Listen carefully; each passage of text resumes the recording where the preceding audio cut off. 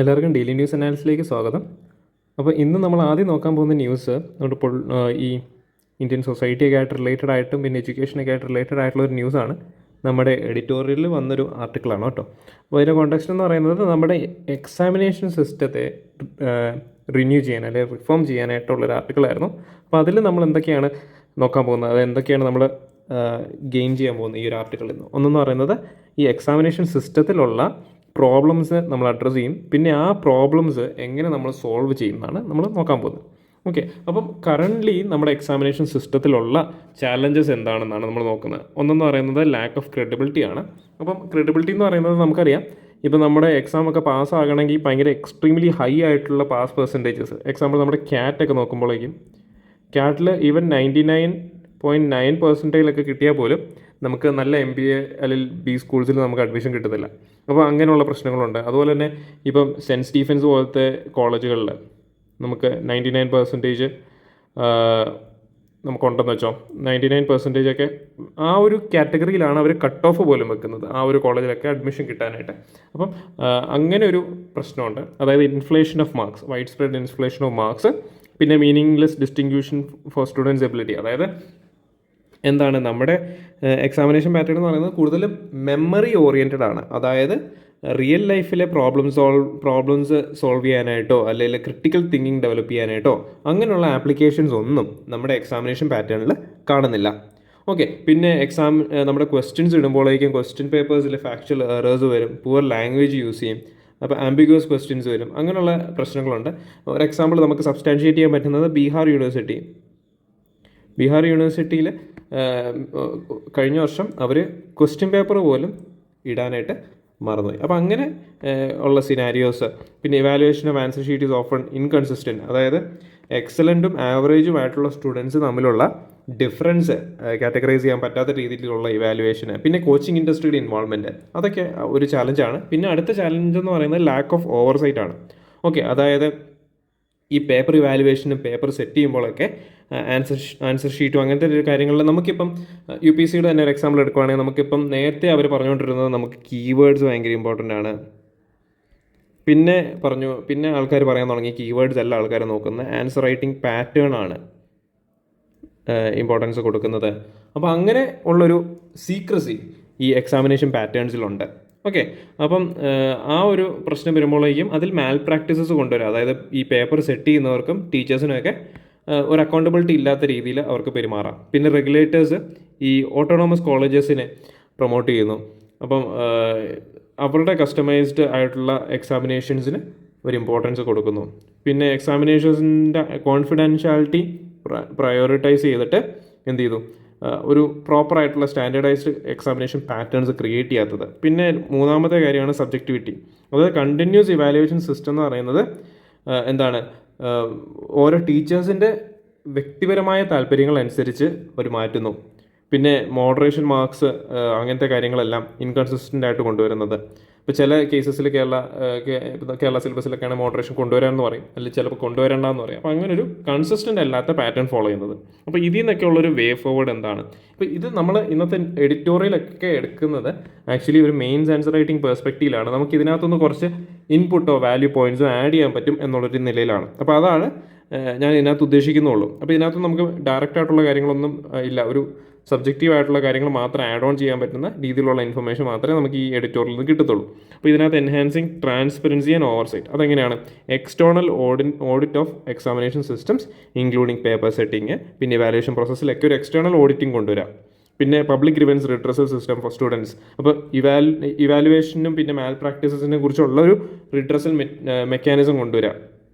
Okay, പിന്നെ grading of examination boards, അതായത് നമ്മുടെ ഓരോ സ്റ്റേറ്റിലും ഡിഫറെൻറ്റ് ബോർഡ്സ് ഉണ്ട്, അതുപോലെ തന്നെ CBSE ഉണ്ട്. അപ്പോൾ അതിൻ്റെയൊക്കെ ഒരു ഗ്രേഡിംഗ് സിസ്റ്റം കൊണ്ടുവരിക.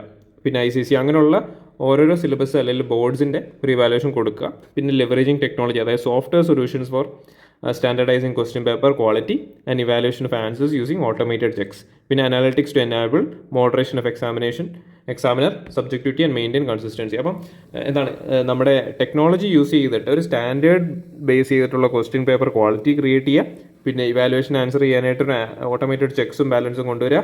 പിന്നെ മോഡറേഷൻ, അതായത് എക്സാമിനറിൻ്റെ സബ്ജക്റ്റീവ് പെർസ്പെക്റ്റീവ് മാറ്റിയിട്ടൊരു കോമൺ സ്റ്റാൻഡേർഡ് കൊണ്ടുവരിക. ഓക്കെ, പിന്നെ ഉള്ള കാര്യം എന്ന് പറയുന്നത് സ്പെസിഫൈയിങ് ലേണിംഗ് ഔട്ട്കംസ്. അതായത് നമുക്കറിയാം ഇപ്പം നമ്മുടെ മിക്കവരും മാത്സും അങ്ങനത്തെ കാര്യങ്ങളൊക്കെ പഠിച്ചതിനകത്ത് കുറേ ഇക്വേഷൻസും അങ്ങനത്തെ കാര്യങ്ങളുണ്ട്. പക്ഷേ അതൊരിക്കലും ഒരു MBA കാൻഡിഡേറ്റോ അല്ലെങ്കിൽ ഇപ്പോൾ സയൻറ്റിസ്റ്റ് ആകാൻ പഠിക്കുന്നവർക്കോ അങ്ങനെയുള്ളവർക്കൊക്കെ അത്രയും ക്രിട്ടിക്കൽ തിങ്കിങ്, ക്രിട്ടിക്കൽ മാത്തമാറ്റിക്സ് ഒക്കെ പഠിക്കേണ്ട ആവശ്യമുണ്ട്. പക്ഷേ ഒരു നോർമൽ ആയിട്ടുള്ള ഒരാൾ ഇപ്പം ആർട്സ് എടുക്കുന്ന ആൾക്കാർക്കൊന്നും അതിൻ്റെ ആവശ്യമില്ല അല്ലേ. അപ്പം ആ ഒരു രീതിയിലുള്ള ഹയർ ഓർഡർ ഓഫ് അനാലിസിസും പ്രോബ്ലം സോൾവിങ് സ്കിൽസും അവർക്ക് ആവശ്യമില്ല. അപ്പം അത് വേണ്ട ആൾക്ക് അതിൻ്റെ ലേണിംഗ് ഔട്ട്കം കിട്ടണം. ആ ഒരു രീതിയിലുള്ള ഇന്നോവേറ്റീവ് അസസ്മെൻറ്റ് മെത്തേഡ്സ് അല്ലെങ്കിൽ ഇന്നോവേറ്റീവ് ആയിട്ടുള്ള സിലബസ് കൊണ്ടുവരണം. പിന്നെ റിഫോമിംഗ് അസസ്മെൻറ്റ് ഗവർണൻസ്, അതായത് ബാലൻസ് കോൺഫിഡൻഷ്യാലിറ്റി വിത്ത് ട്രാൻസ്പെറൻസി ത്രൂ അക്കൗണ്ടബിലിറ്റി മെക്കാനിസം. അതായത് എന്താണ് ഈ എക്സാമിനേഴ്സ് ചെയ്യുന്ന കാര്യങ്ങൾ അസസ് ചെയ്യുക, അവരുടെ കോൺഫിഡൻഷ്യാലിറ്റി മാത്രം. നമ്മൾ നേരത്തെ പറഞ്ഞ പോയിന്റിൽ അവർ കോൺഫിഡൻഷ്യൽ ആയതുകൊണ്ട് തന്നെ അവർ ബയസ്ഡ് ആയിട്ടുള്ള ക്വസ്റ്റ്യൻ പേപ്പേഴ്സ് ഇടും. അപ്പോൾ അങ്ങനെയുള്ള പാറ്റേൺ മാറ്റാനായിട്ട് ട്രാൻസ്പെറൻസി കൊണ്ടുവരിക. പിന്നെ ഇതുപോലെ തന്നെ ഓഡിറ്റിങ്ങും അങ്ങനത്തെ കാര്യങ്ങൾ, periodic quality audits and publish standard adherence റിപ്പോർട്ടോ അങ്ങനത്തെ കാര്യങ്ങളെല്ലാം കൊണ്ടുവരിക. അപ്പം അതൊക്കെയാണ് അതിനകത്ത് പറയുന്ന മേജറായിട്ടുള്ള വേ ഫോർവേഡ്. പിന്നെ നെക്സ്റ്റ് ന്യൂസ് എന്ന് പറയുന്നത് നമ്മുടെ പൊളിറ്റിയൊക്കെ ആയിട്ട് റിലേറ്റഡ് ആയിട്ട് നമുക്ക് ആഡ് ഓൺ ചെയ്യാൻ പറ്റുന്ന ഒരു എഡിറ്റോറിയലാണ്. നമ്മുടെ ഇപ്പോൾ പറഞ്ഞ എഡിറ്റോറിയലിന് തൊട്ട് താഴെ ഉണ്ടായിരുന്ന ഒരു എഡിറ്റോറിയലാണ്. അതെന്ന് പറയുന്നത് bringing back the faith in Indian politics ആണ്. ഓക്കെ, അതിൻ്റെ കോണ്ടെക്സ്റ്റ് എന്ന് പറയുന്നത് ആക്ച്വലി ഇൻ്റർ പാർട്ടി റിലേഷൻസ് നല്ല രീതിയിൽ കൊണ്ടുവരിക, അങ്ങനെയൊക്കെ ഉദ്ദേശിച്ചാണ് ഈ ഒരു ആർട്ടിക്കിൾ എഴുതിയേക്കുന്നത്. ഓക്കെ, അതെന്ന് പറയുന്നത് cooperation between different political views makes India's democracy strong, but today such cooperation is reducing between government and opposition. It is worrying for world's largest democracy like India. Okay, അപ്പം നമ്മുടെ വാജ്പേയിയുടെ ഒക്കെ കാലഘട്ടത്തിൽ ഒരു scenario ഉണ്ടായിരുന്നു. അതായത് വാജ്പേയി അധികാരത്തിൽ വന്നപ്പോഴേക്ക് അവർ നെഹ്റുവിൻ്റെ ഫോട്ടോ, മിക്കവരും കേട്ടിട്ടുണ്ടാവും ഈ സ്റ്റോറി. അപ്പോൾ ഈ നെഹ്റുവിൻ്റെ ഫോട്ടോ അവരെടുത്ത് മാറ്റി. പക്ഷേ വാജ്പേയി ചോദിച്ചു why are you doing this? അങ്ങനെ ചെയ്യേണ്ട ആവശ്യമില്ല, അത് ഫസ്റ്റ് പ്രൈം മിനിസ്റ്ററാണ്, അപ്പം അങ്ങനെ ഒരു പ്രശ്നമുള്ള കാര്യമല്ല. പിന്നെ ഒരു കാലഘട്ടത്തിൽ വാജ്പേയി ഓപ്പോസിഷൻ ലീഡർ ആയിരുന്ന സമയത്ത് ഫോറിൻ അഫയേഴ്സിന് ഒരു ക്രിട്ടിക്കൽ ഡീലിനൊക്കെ ഓപ്പോസിഷൻ ലീഡറായിട്ട് വാജ്പേയിനെ വിടുമായിരുന്നു അവർ ഇത് കൊണ്ടുവരാനായിട്ട്. അപ്പം അങ്ങനെയുള്ളൊരു രീതിയിൽ അപ്പം ഇൻ്റർ പാർട്ടി റിലേഷൻസ് ഒരു റെസ്പെക്റ്റഡ് ആയിട്ടുള്ളൊരു സാഹചര്യം നമ്മുടെ കൺട്രിയിലുണ്ടായിരുന്നു. പക്ഷേ അത് കറണ്ട് കേസ് സിനാരിയോയിൽ അത് കുറേ പ്രശ്നങ്ങൾ വന്നിട്ട് ആ ഒരു റെസ്പെക്റ്റ് കുറഞ്ഞു വരുന്നു എന്നാണ് ഈ ഒരു ഓത്തർ പറയുന്നത്. അപ്പം ആ ഓത്തർ പറയുന്ന ചാലഞ്ചസ് ഇതൊക്കെയാണ്. ഒന്നെന്ന് പറയുന്നത് ഗവൺമെൻറ് സൈഡിലുള്ള ഇഷ്യൂസ്. അതായത് എന്താണ്, ഗവൺമെൻറ് അവരുടെ പവറിനെ മിസ്യൂസ് ചെയ്തിട്ട് ഓപ്പോസിഷനെ കൺട്രോൾ ചെയ്യാൻ നോക്കുന്നു. ഒന്നെന്ന് പറയുന്നത് റോങ്ലി അറസ്റ്റിംഗ് ക്രിട്ടിക്സ്. അത് CBI, ED അങ്ങനെയുള്ള ഏജൻസീസൊക്കെ വെച്ച് അവരെ അറസ്റ്റ് ചെയ്യുന്നു, അല്ലെങ്കിൽ റെയ്ഡ് നടത്തുന്നു. പിന്നെ ന്യൂ ലോസ് ഒക്കെ കൊണ്ടുവരുമ്പോഴേക്കും, പാർലമെൻറ്റിൽ ന്യൂ ലോസ് കൊണ്ടുവരുമ്പോഴേക്കും അത് ഡിബേറ്റ് ചെയ്യാതെ വെക്കുന്നു. ഇപ്പോൾ ഈയിടയ്ക്ക് നമുക്കറിയാം ഏകദേശം 94 ഒപ്പോസിഷൻ MLAസിനെ MPസിനെ അവർ സസ്പെൻഡ് ചെയ്യുന്നു. അപ്പോൾ ആ സമയത്ത് തന്നെ അവർ ക്രിട്ടിക്കലായിട്ടുള്ള 3 ബിൽസ് പാസ്സാക്കുന്നു. അപ്പോൾ അങ്ങനെയുള്ള പ്രശ്നങ്ങൾ കൊണ്ടുവരുന്നു. പിന്നെ ignoring opposition questions and compliance, passing laws without discussion, not addressing dissent peacefully.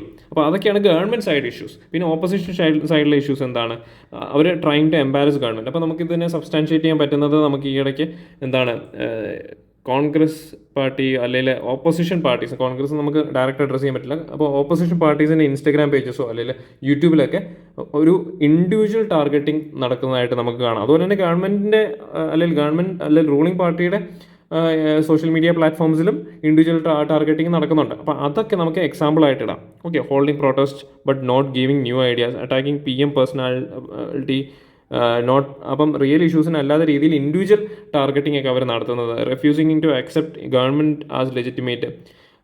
പിന്നെ പീപ്പിളിൻ്റെ പ്രോഗ്രസ്സോ അല്ലെങ്കിൽ അവരുടെ റിയൽ ലൈഫ് പ്രോബ്ലംസ് അഡ്രസ്സ് ചെയ്യാതിരിക്കുന്നത്, അങ്ങനെയുള്ള പ്രശ്നങ്ങൾ. പിന്നെ ഇതിൽ നിന്നുള്ള ലേണിങ്സ് എന്താണ്, ഒന്നെന്ന് പറയുന്നത് ഡിസഗ്രിമെൻറ്റ്സ് ബോത്ത് റൂളിംഗ് ആൻഡ് ഓപ്പോസിഷനിൽ ഉണ്ടാകും, പക്ഷേ അവിടെ ഒരു കോപ്പറേഷൻ ഉണ്ടാകണം.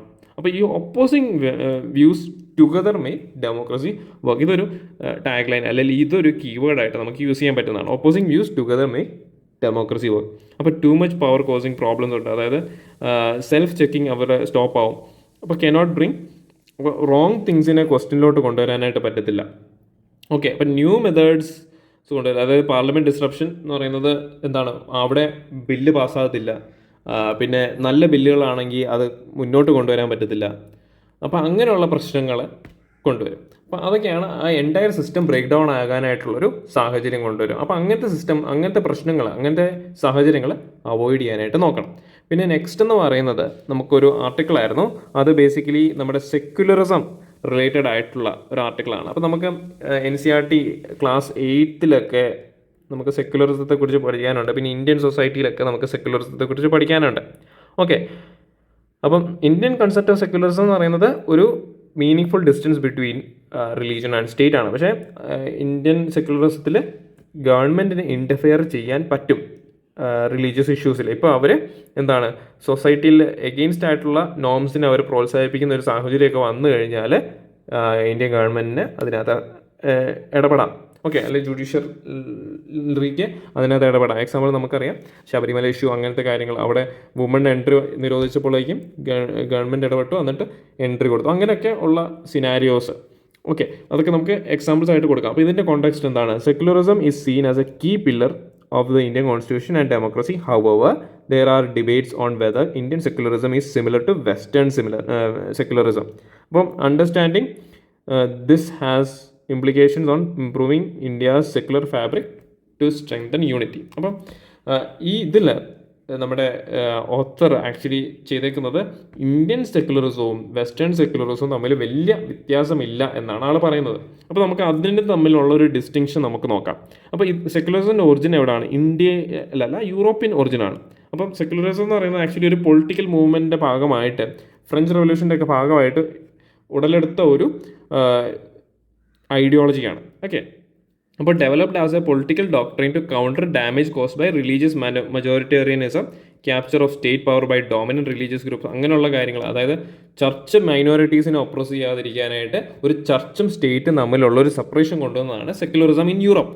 ഓക്കെ, പക്ഷേ ഇന്ത്യൻ സെക്യുലറിസം എന്ന് പറയുന്നത് യൂറോപ്യൻ എക്സ്പീരിയൻസ് വെച്ച് നമ്മൾ അഡോപ്റ്റ് ചെയ്തതാണ് ഡ്യൂറിങ് ഇൻഡിപെൻഡൻസ്. പക്ഷേ അതിൽ കുറച്ച് ഡിഫറൻസ് ഉണ്ട്. നമ്മൾ ഫോളോ ചെയ്യുന്നത് ഗാന്ധിയൻ സെക്യുലറിസം ആണ്. ഓക്കെ, ഒരു ഐഡിയൽ ഡിസ്റ്റൻസ് എന്ന് മാത്രമേ അതിനകത്ത് പറയാൻ പറ്റത്തുള്ളൂ. ഞാൻ തുടക്കം പറഞ്ഞ ആ ഒരു കൺസെപ്റ്റാണ് ഇന്ത്യൻ സെക്യുലറിസം ഫോളോ ചെയ്യുന്നത്. It's not an indigenous Indian idea. പക്ഷേ അല്ലെങ്കിൽ ഗാന്ധി കൊണ്ടുവന്നൊരു ഇന്നോവേഷൻ ആണെന്ന് നമുക്ക് പറയാനും പറ്റത്തില്ല. ഓക്കെ, പക്ഷേ ഗാന്ധിയുടെ ഇൻപുട്ട് അതിനകത്തുണ്ട്. പിന്നെ ഡിഫൈനിങ് പ്രിൻസിപ്പിൾസ് എന്താണ്? യൂറോപ്പിൽ strict separation between officially keeping state devoid of religion, no public funding of religious activities or governance. പിന്നെ ഇന്ത്യയുടെ കേസിൽ constitution guarantees freedom of belief or practices for all religion, laws cannot discriminate based on religion. പിന്നെ individual rights take priority even it contradicts religious dictates. അതായത് നമുക്ക് അറിയാം ഈ triple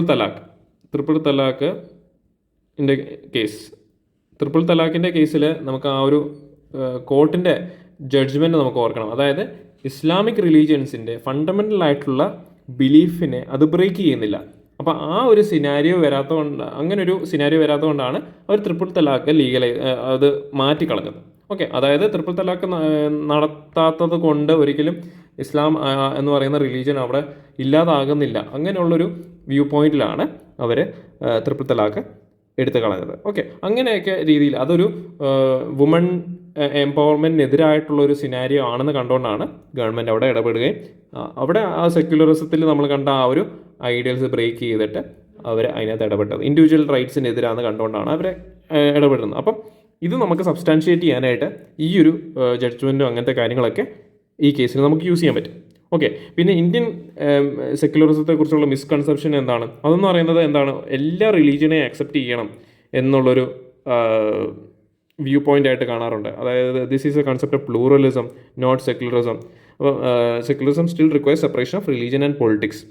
അപ്പം Indian സ്റ്റേറ്റിൽ പൊളിറ്റിക്സ് ആക്ച്വലി റിലീജിയസ് ഡിവിഷൻസ് ഉണ്ടാക്കാനായിട്ട് സാഹചര്യങ്ങൾ ഉണ്ടാക്കുന്നുണ്ട്. അതായത് ഫെയ്ത്ത് വോട്ടിംഗ് ബാങ്ക് ആയിട്ട് യൂസ് ചെയ്യുന്ന പ്രശ്നങ്ങളുണ്ട്.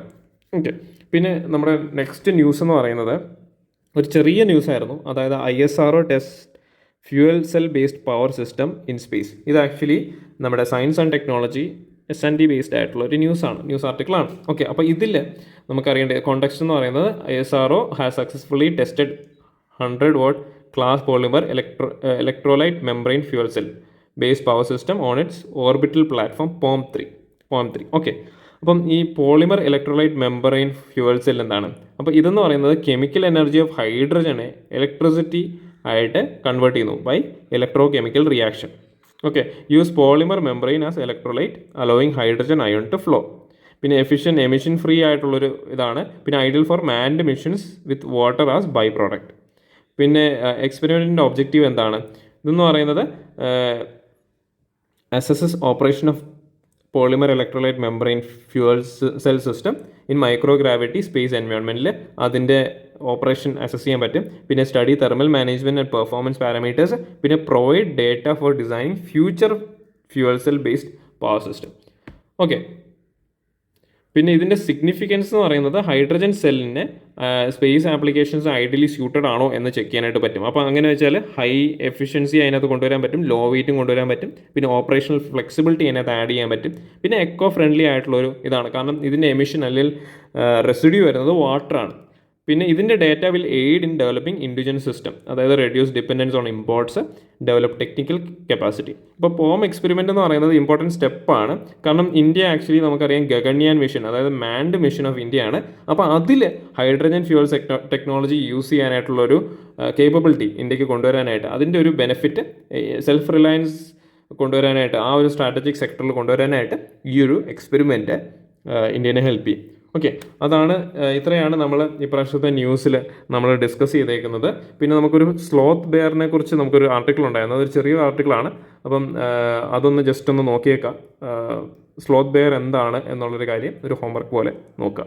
അപ്പോൾ ഇത്രയാണ് നമ്മൾ ഇന്നത്തെ ന്യൂസിൽ ഡിസ്കസ് ചെയ്യാനായിട്ടുണ്ടായിരുന്ന ടോപ്പിക്കുകൾ. അപ്പം എല്ലാവർക്കും DNA മനസ്സിലായെന്ന് വിചാരിക്കുന്നു. ഇനി അടുത്ത പ്രാവശ്യം കാണാം. നന്ദി, നമസ്കാരം.